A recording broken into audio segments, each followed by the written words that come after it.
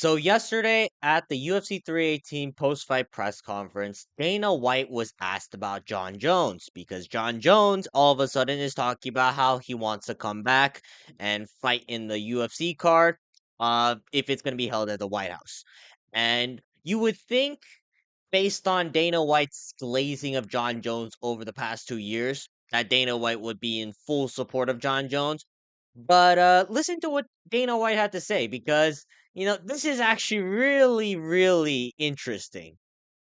And Jon Jones says he wants to be on there too, and he says he would fight whoever the champion is at that time. But would you be okay with him like coming back and potentially winning that belt again? And you might have to go through. Well, it's not even about him winning the belt. I mean, I felt about him. I can't risk putting him in big positions in a big spot and have something go wrong. Interesting, Dana White. Now, for the greatest of all time, for like Dana White's teacher's pet, like you would think that Dana White would be very interested in having Jon Jones as the headliner for the UFC White House. But the fact that Dana White is not even entertaining the fact because Jon Jones can't be trusted.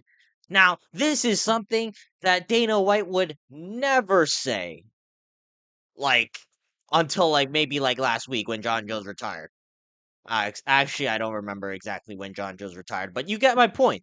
Because for nearly 2 years now, all Dana White has been doing is going around talking about how Jon Jones is the greatest fighter of all time, and he'll never duck anybody. He'll fight anybody at any time and anywhere, except for that one time against Chael Sonnen, where Greg Jackson told him to pull out. Yeah, so fuck Greg Jackson. Jon Jones is never a duck. It's very interesting because Dana White's tone over Jon Jones has dramatically shifted within the last month or so. Like literally 1 month ago, Dana White was talking about how Jon Jones is going to fight Tom Aspinall, how Jon Jones is not ducking the biggest heavyweight matchup in UFC history, how Jon Jones, he's literally the GOAT, and how he's the pound for pound best fighter on the planet. Like, this is the same guy who was talking about all those great things about Jon Jones. And now here's Dana White labeling Jon Jones as a liability, a big risk factor, and quite frankly, someone who cannot be trusted. Jon Jones, simply put, is a fire hazard. He should not be anywhere near a big spotlight, and he is a liability to the UFC. Thank you, Dana White, for acknowledging that. And you can see this now because Jon Jones since responded to Dana White's comments. And look at Jon Jones crying on Twitter, man. This is absolutely beautiful to see. I cannot you guys cannot imagine how happy I am to read all of this. All right, let me prepare my gay Jon Jones voice. All right, it goes something like this. Uh, I heard the comments made at last night's press conference. While I was a little disappointed, I'm still in the UFC's drug testing pool, staying sharp and continuing to train like a professional. I'll be ready for whatever comes next. First of all, you're not training like a professional, all right? You literally retired because you don't want to fight Tom Aspinall. Like, you are not training for shit like a professional, all right? Professionals are not going to all of a sudden retire because the challenge they have in front of them is too dangerous, you know? But carrying on with in a recent interview, I shared that the opportunity to fight at the White House gave me something deeper to fight for. Oh, why that goes beyond paychecks or belts. Fighting for my country gives me a greater purpose. Yeah, Jon Jones, like, he's a great fighter and all, but I think Jon Jones represents everything negative about the United States. Like, every negative stereotype or connotation you guys have of like people from America, Jon Jones embodies like most of it. All right, he's quite frankly an egotistical, narcissistic, uh, self-centered piece of shit who will probably get into drunk accidents like once a year. He should be arrested based on the number of times he's been just a menace to society, and the fact that the Albuquerque Police Department hasn't been able to make any moves is quite concerning. But yeah, I know that Jon Jones, arguably the greatest mixed martial artist of all time, but let's face it, we do not need him to represent the United States of America. If anything, I think Jon Jones headlining the potential White House card as the representative of America, I think it's gonna be worse. Because it's just gonna reaffirm like everyone's stereotypes against Americans. Anyways, we're gonna continue on. Uh, Let me once again prepare my Jon Jones voice. Ah, the silver lining in all this is knowing the fans see my heart. They see I am ready and willing to take on anyone to represent my country on a historic stage. Once again, I don't need Jon Jones to represent America on a historic stage. And all the fans, yeah, they see what's in your heart, which is a gay little duck who is unwilling to fight Tom Aspinall. You know, and if anything, I think it'd be worse for the White House to headline Jon Jones versus Tom Aspinall because Independence Day is and about the White House. It's all about how America's separated from Great Britain.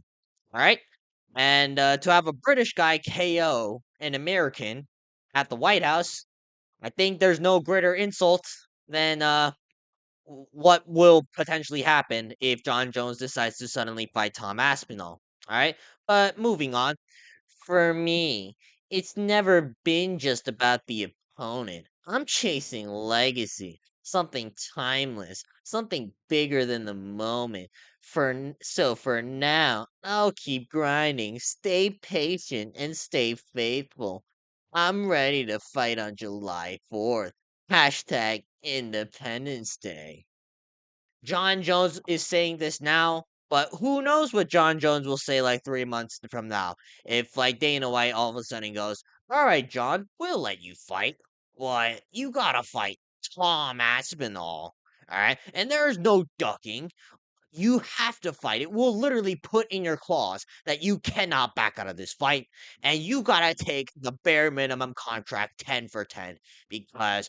Quite frankly, you have been nothing but a nuisance to the company and myself over the past 2 years. So yeah, Jon Jones, you're not going to fight on the White House. All right, Dana White and literally anybody who's been keeping up with the UFC over the past 3 months know how much of a liability you are. And quite frankly, the fact that you still believe that you're going to have a chance to fight at the White House is quite amusing. All right. Because look at what Jon Jones is tweeting a few hours after. Some people are pointing out the fact that Dana done said that he can't trust you to headline anything, which is absolutely true based on Jon Jones's record, not even just within the past few months. Like you look through his entire record. Jon Jones literally pulled out of a fight against Chael Sonnen on short notice because Chael Sonnen is a dangerous opponent. All right. Now Dana White can go on about how that was Greg Jackson's fault, but in reality, we all know who really decided to duck Chael Sonnen that night. Right? And Jon Jones, he had a few words to say about this guy. Oh man, the Jon Jones voice is really killing my voice, but I'm gonna do it one more time just for you guys. Ah, that's actually not what he said. He said he can't afford for anything to go wrong, which is understandable. It's hard to commit to any athletes literally still a year out. Let's not twist words. My entire career has been a main event. When Dana White says he can't afford for anything to go wrong, I think it's because you are probably going to be ending up in some sort of civil case, maybe a criminal case within the year that you say that you're going to like fight in the White House in 2026. And you got to first get past the fact that you're literally dealing with the Albuquerque Police Department right now, because you allegedly crashed a car with the woman inside, half naked, and just fled the scene.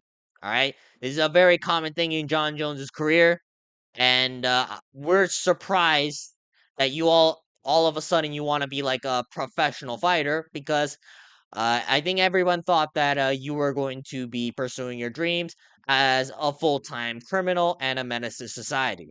So Jon Jones, don't come here all of a sudden trying to talk as if the reason why Dana White can't trust you is because you haven't fought in a year, which is kind of true, but that's not the entire reason. The reason why Dana White can't trust you is because one, you didn't fight Tom Aspinall, even though Dana White claimed that he gave you like $30 million or however much claimed to be fuck you money. And two, you're probably gonna get arrested within like the lead up to the fight or event, and the White House can't bring a multiple time felon into the White House. Like I truly believe that. Jon Jones is the last person that I think most Americans want as the representative for the United States of America. I know there's some people who still cling on to the fact that Jon Jones is must see TV, that Jon Jones is he's the GOAT and he's undeniable and he gets to do whatever he wants, all right? I know some people who say that all the time. But in reality, nobody cares about Jon Jones. Nobody cared about you retiring. Nobody cared about you coming back. Quite frankly, nobody cares about you fighting at the White House. So why would we, or Dana White specifically, put you in the White House? All right, that's going to be for today's video. Leave a comment down below what you guys think about Dana White's rebuttal against Jon Jones, and also the fact that Jon Jones is now melting down on Twitter. Quite frankly, I find it hilarious because Dana White is finally acknowledging the truth that Jon Jones, simply put, is a liability and would never headline anything amazing ever again. But yeah, other than that, I got banned on Instagram for a couple of days, so you're not gonna see any posts on that. So I'm just gonna strictly focus more on YouTube, and yeah, that's all I have to say for now. So until tomorrow, I'll see you guys next time. Peace.